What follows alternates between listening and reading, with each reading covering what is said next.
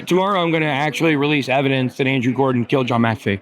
This interview, it is uncut. I want to make sure you guys understand exactly what's happening. I don't want to put anything additional in it. I'm not saying that this is my opinion. I wanted to give Ben an opportunity to come out and say everything he had to say. Do I agree with it? Some things, yes. Some things, maybe not. But it is irrelevant where my position is. I want you all to hear his story from start to finish. Yeah. What's going on, everybody? We're here at ETH Denver 2025. Ben, why are you here? Why am I here? I've actually never been to ETH Denver. This is actually the first time I've ever been. Wow. This was the last conference that I kind of never been to, and I was supposed to go a couple times, and it fell through. One time I was going to come here, and Cassie and I ended up having to go somewhere else for some regulation. We met with Richie Torres's Congress office and congressional office and some things like that. And so the last second I didn't get to come. We had the trip all booked and didn't get to go. And so this year I'm glad to be here for the first time. I tell you, it's a cool conference, really. Oh, I love it. I like wild stuff. It was wild in there, Yeah, there's a lot of devs. So it's separated. You got the whole conference vibes of things. And all the people that steal all the money from everybody. Wait, did I say that? I'm just kidding. You're too hilarious. Controversy, man. You're all about that, huh? It's natural. I don't try to drive controversy. However, when there is something that I want to drive attention to, I can certainly use a controversy to point out it even more, and that's what I've really done over the last few weeks, for sure. Now, I want to be very clear. I didn't. Nothing that people have seen over the last few weeks was fake. I really was to the point of suicide. I really was. But in the depths of my despair, I found a way out, and I feel like God gave me a plan, and it was to write this book that I've written that's going to tell the truth. And then tomorrow I'm going to drop a video. It's going to have evidence that Andrew Gordon from Gordon Law was actually the person that pulled the trigger to have John McAfee murdered. And John McAfee, knowing about Andrew Gordon's entire criminal apparatus, is actually what he was talking about when he kept saying people were after me and he knew something, he had all these files. It's actually Andrew Gordon, Gordon Law. Look, that's incredible. How did you get to learn all these things? Oh my gosh. Well, God showed me in the desert. If you want me to be really honest, my team members, Molly and Trent, they're really good Christians, and I was a really good Christian boy for a lot of years.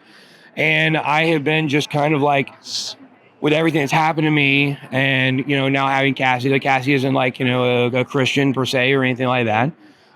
She might become one day or something. I don't know. But what I do that's not important to me right now. What's important is I kind of started thinking okay, there's no way all this bad stuff happened to me, and that the Bible's real and stuff. And if you've been through a really bad traumatic situation, you kind of understand what that means. Yeah. And so what happened is that I've discovered a lot of things. Molly and Trent sent me out to the desert, and I wandered around for 3 days telling my story to my Bluetooth headset. Not like Saul Goodman. I got these new Beats by Dre ones. They wrap around the ears. They're really cool. So you're reading your book? Well, no. I am right now. I was writing it. Okay. I was walking around transcribing my story. Nice. The way I wrote this book, I'll just tell everybody, is I transcribed my entire life story to my AI. His name is Genie. We work together. People know that about me. I even put a little thing that pretended like he posted something on Twitter that was really me at some point.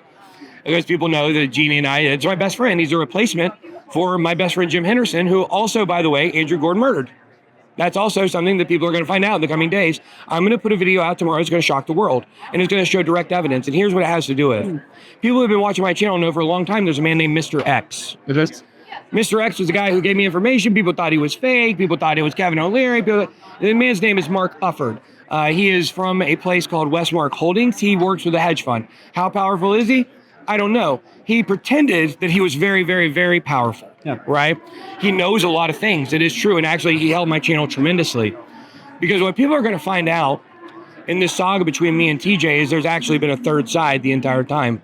Our accountant, Andrew Gordon, is who is actually holding a gun to TJ and everybody in network that's still there. They're blackmail. Right now, as we're actively talking, right now in Cobb County, Georgia, in the building there are two guys, one named Brian Noel and one named Jonathan Noel. They're brothers. They were brought in, and they are the Watchers. And I know this because of different things Mr. X said in our messages, and he started sending creepy messages to Cassie, and I realized he was a fake. He was a fraud. And then I am releasing all of Mr. X messages so everyone can read them all completely in the next few hours. As soon as I get back to my computer, I'm going to I have to mess with the formatting. I got to make it where it's read-only. Sure. But where people can read all the messages, and that was a problem we published the other day. And people are going to see very clearly what I'm saying. I was told by Mr. X, Mark Ufford, to almost nothing I was ever told to stay away from. Almost nothing ever. He encouraged me, praised me for my curiosity over and over again. When I asked him about Andrew Gordon and John McAfee, he said, "Stay the fuck away from that." Wow. Andrew Gordon was John McAfee's lawyer. He came on my channel right after John McAfee died and did what I call the TJ thing when TJ went on Altcoin Daily and was like, "We're fine, everything's great." That's what Andrew Gordon did on my channel. "We're fine, everything's great." He's really mafia. They're really actually mob members. Him and his partner, Mike Brandwine, who had an investment company in Atlanta that's an arm that has kind of done some of this. And I see it all very clearly now. Oh. And there's another thing here, and which is how I know the Forerunner guys are involved. Once again, these are the only three things. He told me to stay away from 9/11. Why did he tell me to stay away from 9/11? I don't know. That's one thing he told me. Maybe to mix it up to make it a little more believable. The two things I was told not to ask questions about were Andrew Gordon and John McAfee and the Forerunner guys. I asked him, he pretended people know I've been talking a lot about time travel and stuff like that. And it's really cool stuff and I like it. But Mr. X, see, J Chains and AJ have been in on it the whole time. They're also part of this third side, which is what people are going to realize in the next 24 hours. And so what this means is that J Chains and Mark Ufford were talking to each other. Okay. They were talking to each other, okay? So what J Chains would do is he would go say things that I told him privately that nobody else knew and go tell Mr. X. And then Mr. X would come back a couple of days later and pretend like he just kind of knew something was going on. They would establish this credit. People are going to see in the messages. They would establish this credibility that he's a psychic. He knows things in the future. So when he tells you things, and I can't remember if it's in the messages or if he told me one of the 3 or 4 times that I called him, because I was freaking out, and he'd always try to guide me. When I called him, he told me, hold on, I lost my train of thought here. You remember what was the last thing I said? Oh, you're talking about how J Chains was actually talking to him and giving him information in the background. Right. He told me. So when I called him one day when I was really freaking out, I said, "Who can I trust? I don't know who I can trust." He said, "Well, I'll tell you this. You can trust AJ and you can trust J Chains." He said, "Look, everybody has their own purposes and their own interests, okay? And at some point, sooner rather than later, AJ will leave. And then later on, J Chains will leave in a more natural way." And he said it in a way that made sense, like he knows the future. He doesn't fucking know the future, guys. He was talking to Mr. X, and he knew the plan was actually probably to steal the company from me again from the inside out. That's why they were making it sound like they were going to be leaving. So if one of them did leave, it looked like they knew the future.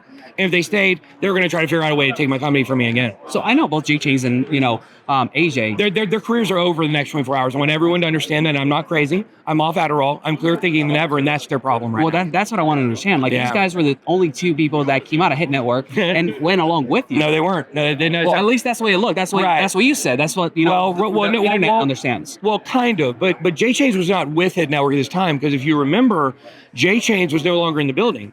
Right. J Chains and I had a famous fight, and basically what happened was he got in my face, all up in my face, and I kind of shoved away from me a little bit, and they got really up on me, and I pushed him real good one time and got him off of me, and that was the end of it. Well, that had been turned into this thing, like we had this huge fight, and then J Chains, I fired him that day. It was all over, like they were having all these backbiting gossip conversations about me, and I called him out on it, and it was all right. Everything I was saying was true, as people are going to see. And so what actually happened, going into the real truth is, Matt Castardo is Patrick Justin Castardo's brother. He's a Chicago attorney, direct link to Andrew Gordon of Gordon Law. Okay. So now we know how and like why, right? Or he was sent in to do this. There was a conference back in 2018 in September called the Voices of Blockchain Conference. It was a crypto influencer conference. Okay. In 2018, there weren't very many of us. Right. Andrew Gordon, Chicago Law, brought in all of these people to this conference and then sent little like spies in to infiltrate every single one that they thought might be promising, or maybe it was just every single one. I don't know. But that's definitely what they did, and that's what J Chains did, and he did it to me, and he's actually been backstabbing me the entire time. What I'm trying to tell you is J Chains intentionally orchestrated his way out of the company so he would not be there when the overthrow occurred. Because remember, third party, he's third party. That's why it's not made any sense. He won't come out and say strong statements about me or about TJ. He just kind of says, yeah, I just let that stuff play out. And AJ does the same thing. That's why they were so mad. J Chains threw a conniption fit when I showed AJ's affidavit on screen. Why would you be so mad that I'm showing facts that AJ agreed to? And what else? AJ also was so mad. And what did he say? He said, you're not supposed to show those court documents, because he's caught in the middle. Now his cards are exposed. You see, in that affidavit he talks about a bribe from TJ for $5,000 that he took, and he never recanted. I don't even know how much that was a bribe. More than that was actually AJ trapping TJ into a web of addresses. AJ and Jay Chains are actually the two most evil people out of this entire thing, other than Andrew Gordon. Those were the only two that were actually standing up for you. No, let me explain to you. Number one, has AJ really stood up for me? He came with me. He was like, "I'm here with Ben Armstrong," but he didn't say anything about like what happened. He only just tried to make it sound like he was in my corner. That's what he always does. He's in my corner. Okay, pin down. Why are you in his corner? Is it because you know that TJ gave you a bribe? I talked to him directly. I mean, what he told to me is that, hey, he got to where he is today because of you. That Exactly. You got That's what there. these motherfuckers do. Exactly. That's what they do. They talk positive. That's what TJ did to me. That's how he came into me. Okay. That's how Jay Chains just stayed so close to me, blowing smoke up my ass. I don't take those thorns and thistles down my throat the same way that I used to. Okay. I understand that when people are pumping me up and they're talking about me positively, I should be more skeptical, not less skeptical. And everybody knew in my office that everybody knew Ben liked pretty girls. Everybody also knew Ben liked people like Ben. So if you liked me, I liked you. And that was a thing in the office. And that's why all of these people who are involved in this, they're so nice and over the top nice to me, because that's the way they get in and get close and get my trust and are able to do all this stuff to me. So and I want to say this about Jay Chains. Okay, so here's what actually happened when Jay Chains came back. Now, Jay Chains had left Hit Network, and he was gone. Him and I were not on speaking terms. It's a Friday night, and this is leading into the Monday when I get arrested. And he tweets out a liquor bottle. It's like a whiskey bottle that we had gotten from one of our meetups, one of our fans brought to us. And I don't drink. I may actually drink in the future, guys. You guys are going to read in my biography. I'm not an alcoholic. I've never been an alcoholic. I don't like to drink that much. And when I go on vacation or I go on a cruise, I'm going to drink a little bit, and nobody should be mad at me about that, because you're going to read my book. My entire life story has nothing to do with alcohol. I got arrested when I was drunk one time because I was 19. Yeah, right. So like this stigma around me and all this stuff, we're breaking all of the stigma. I'm naming names and breaking stigmas is what this book is about. It's about my maturation. It's about my maturation process. And so the point is that writing this book is what has led me to discover all these things about these people. They're all Jezebels. They're all Benedict Arnolds. The ones that you think are the nicest ones are the worst. It's just like how I've always said, the villains are the heroes and the heroes are the villains, and people are going to get a real fucking dose of that in the next 24 hours. So who do you have left? I mean, those are the two guys. Oh, I didn't explain. I'm sorry. Okay, so, I thought you were talking about John, and we're wrapping up. Yeah, okay. Yeah, well, that threw me out. Okay, he's right. Okay. So, what is the story I'm wrapping up again? Sorry, I smoke weed now, so I'm a little... Sorry. What is it? Whiskey. So Jay Chains does his whiskey. He takes a picture of it, and he posts it on Twitter, and he says something to the effect, people can go find it. Yeah. He says something to the effect of, "Oh, I'm about to start telling the truth." And what do you think I did? The same thing he fucking thought I would do, which is message him and say, "You don't understand, Jay Chains. Let me tell you what these guys have done to me." And I took it hook, line, and sinker. I fell right for it. He got right in my building. He's been controlling my live stream. People understand when we've had so many problems. Why do you think we've had problems? Jay Chains has been in control of the StreamYard the entire time. Molly, one of my employees, he gate kept the StreamYard from her so they could maintain control. AJ, when I told him to get out of my building when he hadn't paid anything a day ever for his office, he was pissed. Why? Because they're entitled to that, because that's part of Andrew Gordon's web of deceit. So who do you have left, man? Like Cassie. I have Cassie. I have Cassie. I have Adam on my side. I have John Vibes on my side. Okay. I have Molly and Trent on my side. I have Brianne and Kunal, who I call Kunan, the two-headed editing monster. I also have my sister-in-law, Ashley, that is my new assistant, that took the place of El Brutus, which, I don't know if it's El Brutus, but of Brutus, who stabbed me in the back unrelentlessly, which was my closest person at work, which was my assistant, Allison. Yeah. And so Ashley was her replacement, because I guess if you can't trust family, who can you trust, I guess? But some people say the opposite way. Is my family's really trustworthy. That's the thing. We're a great family, and that's why people are able to get in and do this stuff to me, because I grew up with a mom and a granny and a pop, and like my uncle might have told a few lies, but everybody else was always telling the truth, and they were always following up with the things they said they would do, and it built the character in me. And people are going to find out that it was my own building that gave me the bad reputation. I never had a lick to do with any of it. I never had any financial control of that company.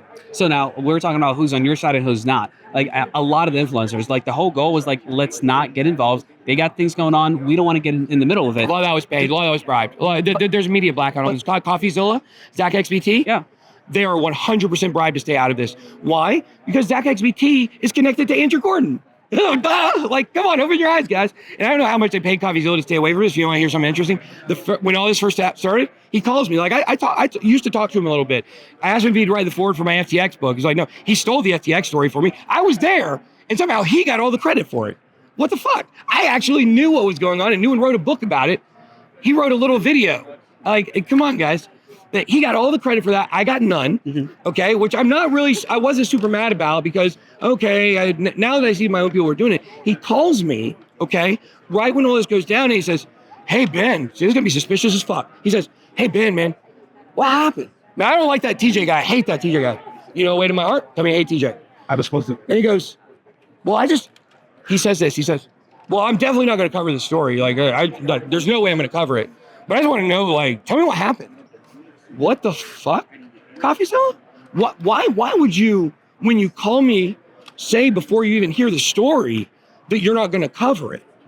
Because he had already made the decision because he's a paid lackey just like the rest of them. What you don't understand is Andrew Gordon is a different type of scammer. He wears a tie every day at work, okay?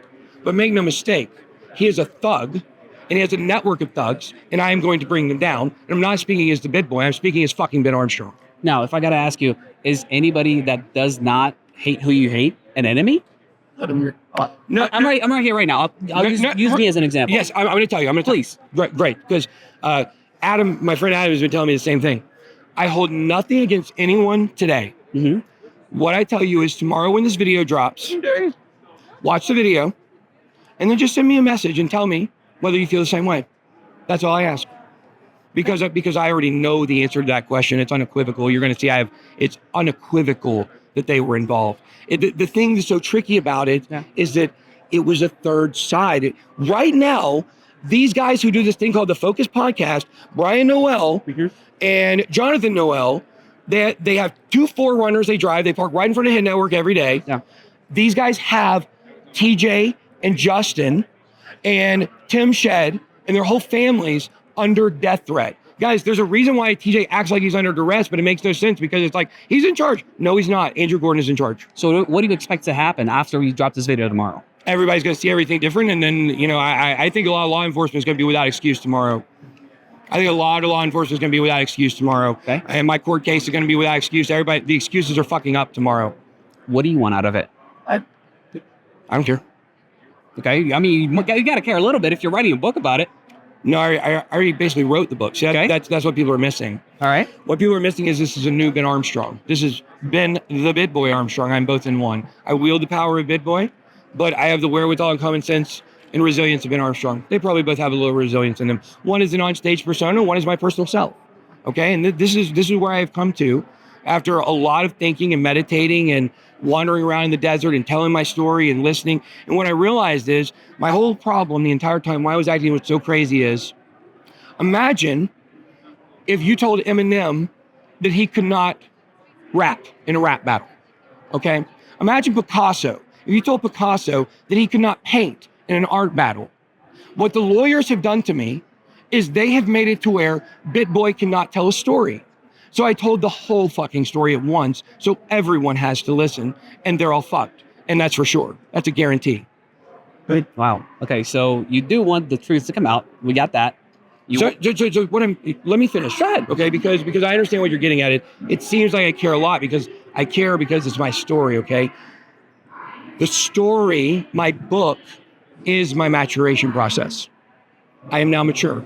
I now make efforts to be mature instead of be childish. So even then when I got a little elevated, those are things I'm going to try to work out. I'm going to try to be calm all the time because my message and my story is so important for people to hear. The things I talk about in this book, the constant need for validation from females, getting molested as a kid, constant drug addiction, overdosing, going to hell after my overdose. I don't know if I died or not. I don't have the records because I was also under arrest. I've been arrested 9 or 10 times. I've been through a lot of shit and I'm still here and I'm still fighting. And my message is the same one as Bitcoin is. Bitcoin was birthed around Halloween of 2008.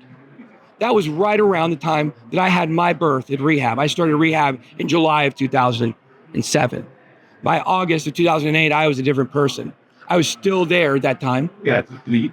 And it's funny because really Bitcoin was birthed at that time, and so was the second iteration of my life. The first iteration of my life was childhood into being a drug addict. Yep. The second iteration of my life was addiction being the center of my life as I not only got off drugs, but spent 10 years working in and out of rehabs as a just a counselor or a volunteer or in a professional role, and eventually as executive director. We are now into phase 3 of my life. Phase 3 of my life is about cryptocurrency and education and AI and all the fun stuff I get to do. And that's going to remain the focus, and all the stuff that's been the sideshow of Ben Armstrong's life is over. So if that's Ben 3.0, what's the impact that you're hoping to make? The impact I'm hoping to make is that I'm ready for my voice finally to be heard. Okay. I'm a more humble person. I've been humbled by everything that is happening. I've been humbled by the response of the Bit Squad and people who have gotten my back. But I know that I'm the best at what I do. I'm the best at talking about cryptocurrency. I'm the best at talking about blockchain. I'm the best at making it relatable for the average person. I'm not the most technical. That's what actually gives me a lot of the gifts that I have. And now, as we move to a new frontier of decentralization, as it moves from only blockchain to now AI is going to be our great decentralization race. I'm prepared for that. I've already built AI systems that allow me to talk like the way I'm talking. I mean, yeah. I was impressed. A lot of people in the Bit Squad, they care deeply about you. Yeah. And they're worried recently. We were talking about suicide and all these things that were going down. Yeah. They're really concerned. A lot of them don't agree with lifestyle choices that you made, things that you have done, but they still care. Where do those people fit in your life? Well, people that have a problem with me being with Cassie will be a huge problem, because people will tell in this story that it is not only my unofficial boombox over John Cusack's head to her, but she is the most, Cassie is the biggest victim in this entire story. She has been the most professional. She was a paralegal. She's done over $500,000 worth of legal work for me for free. And then she eventually got added into the case. She's the only reason they're not getting away with this. She's the only reason why we were able to fight long enough to figure out all this bullshit about Andrew Gordon. That's how. The court has actively worked against us. The Cobb County Court is corrupt. Completely and fully. They will not do anything about a Lamborghini that was extorted from me, $450,000 possession. Don't you think that's pretty important? And they won't do anything. And the day, like I mentioned earlier, I believe the day of excuses is over. But what was the question? I lost my train of thought. No, I'm just trying to understand where do people fit in? The ones that still believe in you, but don't agree with you. Well, look, I shouldn't have had an affair, right? I should not have had an affair. I've never heard you say that. Right. Well, because it took me a long time to see it. Okay. What I should have done is I should have told my wife Bethany that I was unhappy with her, and that I was bored in our marriage, and that I needed more excitement, and I knew that our paths were going on two different ways. That's what I should have done. And I was a pussy, and I didn't do it. Instead, I made the action happen to me instead of taking control of the narrative. And that is why at this point I decided to do something different and take control of the narrative finally. You should have some of that medication, try acting. Yeah. Try acting like a man. Sorry, I had to throw that in there. Well, that's one of the great things people are going to find out in my book, is I was molested as a kid and always had a lot of questions about, am I a man?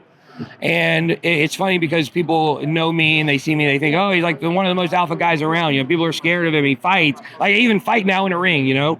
But the truth is, I always had a lot of questions about who I was because of a lot of things that had happened to me, and I've always been on a conquest to kind of validate myself. And I finally have gotten to a point where, after really taking in and telling my story and hearing my story myself, after actually telling it and then listening to it and dealing with a lot of things and grappling with a lot of things, I'm a different person today. The same way that when I went to rehab after the first 60 days, we had to do a project called Houses, and in that project, you would take all of your memories from 0 to 5, 5 to 10, 10 to 15, and so forth, however many ages you were. I was 24 in rehab, so, but mine was still longer than everybody else's. Mine was 52 pages, because that's what I do, I write, you know. Wow. Now it was handwritten because we couldn't use computers, we didn't have phones, we were in rehab, you know.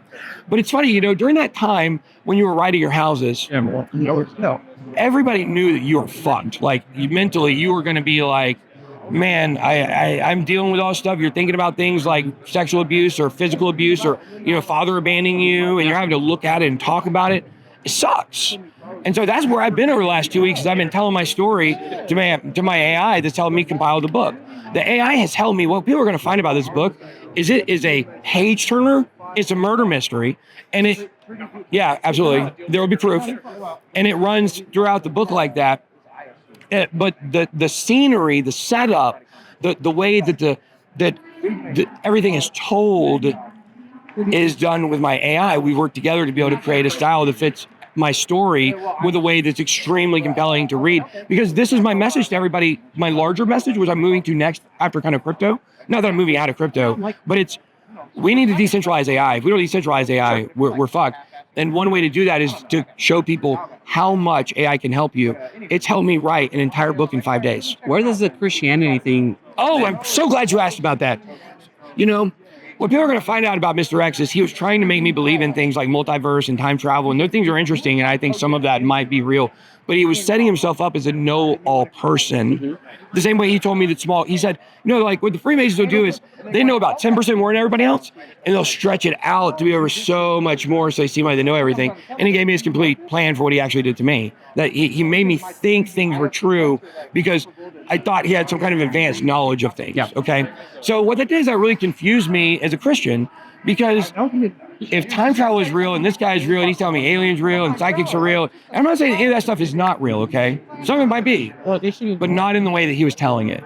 They were doing it to make me sound crazy, so I would do time travel videos, I sounded crazy. That's what they wanted. They wanted me to... You did. Right. But people are going to understand the setup now. People have missed the setup. They missed the setup completely, and now they're going to see it. Where do you stand today? Right. So you've seen that, the poem Footprints? Yeah. What do you think? That's where I'm at. I finally put my 2 feet back on the ground, and I saw I was being carried the entire time. I was being carried by 2 people. I was being carried by God, Jesus, however you want to look at it. I was also being carried by the BitBoy. The BitBoy is my ego. My ego carried me through a time when Ben Armstrong couldn't make it through himself because of what was done to him, and people are going to find it out. And so my workers, Molly and Trent, they sent me out to the Yucca Valley and to the Joshua Tree, and I spent 3 days out in the desert. 5 days out there total, 3 days just wandering around, just talking and just telling my story and crying and sobbing. And I got all the transcripts of it. And who knows, I might release some of it someday. A lot of it's deeply personal, of course. And when I was out there, it became clear to me that God was the only person I could trust the whole time. God was the only person to have my back the entire time. Cassie as well, but we're basically married. Like we're twin flamed, however you want to say it. We're waiting for my divorce to be clear. But God carried me through the entire thing, and now He's revealed Himself back in my life. So yeah, I am a Christian for sure. I'm stronger than ever. Okay. So how does that align with everything that has gone on, or does it really start new? Well, I can't get out of my relationship. I can't, I just need my wife to sign the divorce papers so we can move on, so me and Cassie can get married. Mm-hmm. I do smoke marijuana now. I did not smoke marijuana and pass my drug test. Right when I got back from Colorado, when they did this to me 18 months ago. But because of what they did to me, weed was the only thing that basically allowed me to make it through, to be honest with you. And so I do smoke weed, but what are the other choices? Like now, I'm a mature person, so you're not going to see me. I don't have to attack people anymore. After this video tomorrow, I'm done attacking people. I don't have to anymore. I don't have to. And here's the great thing is, as I've talked about how this book is my maturation process, that's what I'm getting out of the book is the maturity. So what happens from here with the court case, and if things happen from these videos that I made that is going to show people what's really going on, good. If it doesn't, I don't care. We'll get taken care of eventually. And people say, oh my gosh, you're exposing all this stuff. And if this is real, you're in a lot of danger. My God protects me. My God has protected me through this entire thing. And He will continue to protect me.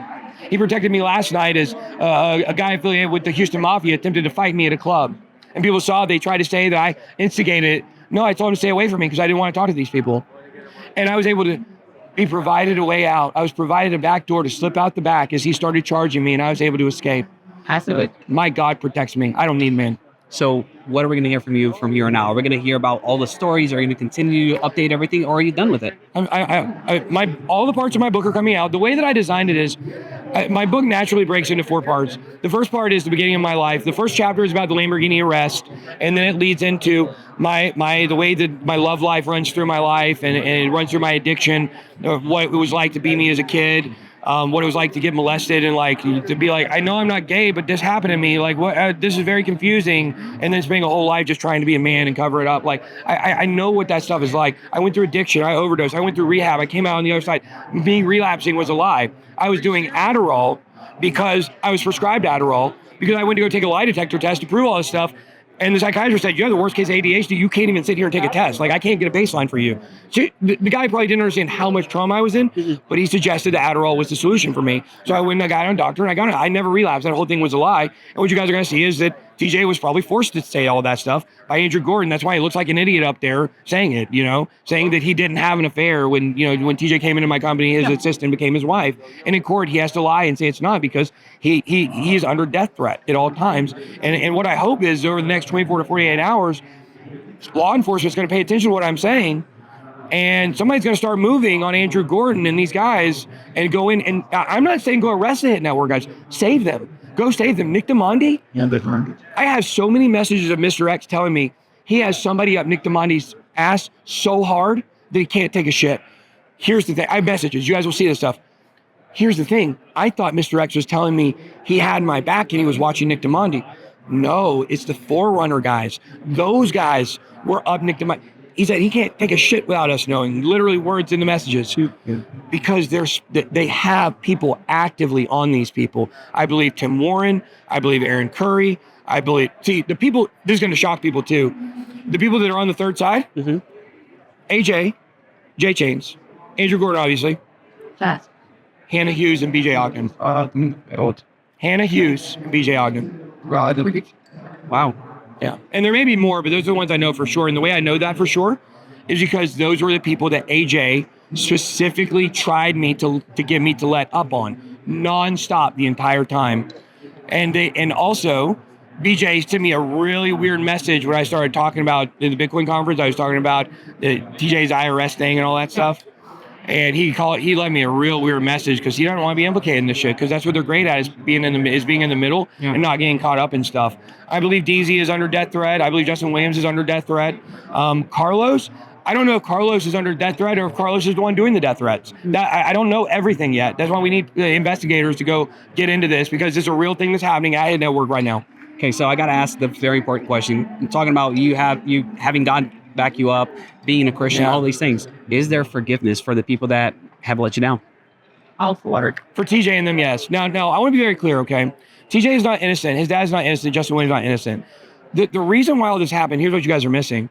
The reason all this happened is because TJ stole $3 million from me. He stole $3 million from me. He first came into the company in September 2020, okay? In October of 2020, I gave him access to funds for the first time. I never got access back. He had it from then on, and over the next month and a half, in between to December 16th, he stole $3 million from me, and he tried to funnel it through his own bank account, and eventually maybe try to funnel back into the company and make it look like it was contributed funds. He didn't pay anything to be a 33% owner of the company. The company's already established. We're $7 million when we signed the paperwork on the company. I just made him 33% partner because I believed him and he begged me. Now I understand he was begging to be my partner because he wanted to organize the business and structure it so that he could protect his stealing. The last theft in that initial thing was December 16th. On December 17th, he hires his dad as CFO. So he brings his dad to be in charge of finances, take that away from me so I don't have to look at that. And then Justin Williams, of course, was stealing at different times. And I believe that Justin Williams could be on either side, actually, but I don't think that he is, because of Mr. X kept telling me, focus on the core four. Only focus on Carlos, Justin Williams, TJ, and Tim Shedd. And that's how I know those four people at least are under death threat right now. Yeah. And the fact that he said Carlos makes me think that Carlos is under death threat as well, that it's more than just, whatever. So look, he'll definitely have to say that he's sorry to me for stealing $3 million. And he'll have to admit to it and say, yes, that's what I did. That's the only way he gets out of this, actually, I believe. That their lives are in danger as I say these words. And it might sound like, oh, it's real great for me to kind of step away and, hey, enemies, fight it out. But I don't look at it like that. I look at it like these guys are really in danger. And yesterday morning, or a couple days ago when I was writing part of my book, there was a part of it where I wrote that, specifically to TJ Shedd, that if he had gotten away with this, I would murder him. If he got away with it completely, I would murder him. And I went back and I took it out. Now I'm really glad I took it out, because now I understand he has been crying for help the entire time. When he was on the video talking about, think about the families. Now look at it through the lens of what is true and what I have told you. Now you start to see it very clearly. That's why that's why they have, and Mr. X tells me this. He tells me that TJ is being forced to do what he's doing. But Mr. X is acting like he's on my side, when in reality, he was part of the third side. Okay. He was really saying what was happening. So how can you believe anything that Mr. X is saying if he is not on anybody's side? No, Mr. X is on the third side. He's on Andrew Gordon's side. Right. So how do you know that is happening with TJ and everybody else? Because he never pictured a day where I would figure it all out. So he's giving me some tidbits of things that are true, but he's implying that he's responsible for it and he's on my side. Like, don't worry, I'm watching those motherfuckers. We got people at them all the time. It's like, good. I'm thinking he means he's got people watching them, and I'm good. Watch these guys. Watch them. Yeah. Now I actually think, after understanding the whole situation, I actually don't wish TJ any ill will. I don't wish Justin any ill will. I don't wish Tim Shedd any ill will. Carlos, he's still a motherfucker for taking my Lamborghini. So sorry, you don't get out. You still extorted me for my Lamborghini, period, and that's on you. That has nothing to do with it, Andrew Gordon or anybody else.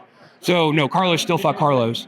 But I would say I would prefer these 3 people's lives would be saved. And I think when people start getting in here and they actually start busting in, they're going to find that there's a lot more involved in this, and that there are other people who are also in danger right now. It's a funny. All right. And can I say one more thing? Absolutely. And you I have a new attorney. Okay, her name is Sasha Hodder. Sasha Hodler, she called on Twitter. She's my new kind of crypto attorney. This came in with my other attorneys, Michael Lambros, who's a godsend, who's also my divorce attorney, and Stacey Evans, who is amazing, and then her assistant, or what I'm sorry, Tiffany, I don't know your title technically, but Tiffany, we love Tiffany too. Okay. I had to bring in someone that knows crypto, because this is literally the arguments in the court, because it's corrupt. It's corrupt, remember. No, you can't tie a crypto address to anyone. It's impossible, because it's just letters and numbers. Isn't a phone number just a phone number? Right? But you can tell that it's someone's.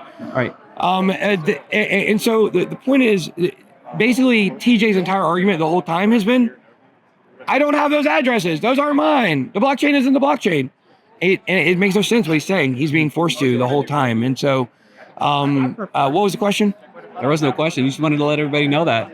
Yeah. Now, what do you wish to be the outcome from all of this? From you putting the book out, from you releasing the video tomorrow? I want people to know the truth. Okay. And the truth will set you free. And when people understand the truth, and they know the truth, and they understand that I was set up the entire time to be a lackey, and you understand that CoffeeZilla and Zach XVT and all these guys are not good guys. Heroes are the villains are the heroes. Okay? You guys are going to have the truth. And at this point, there's nothing I can do. I've told my story. I can't. There's nothing. I don't care about this anymore. What do I want? I want the Cobb County Police to do their job.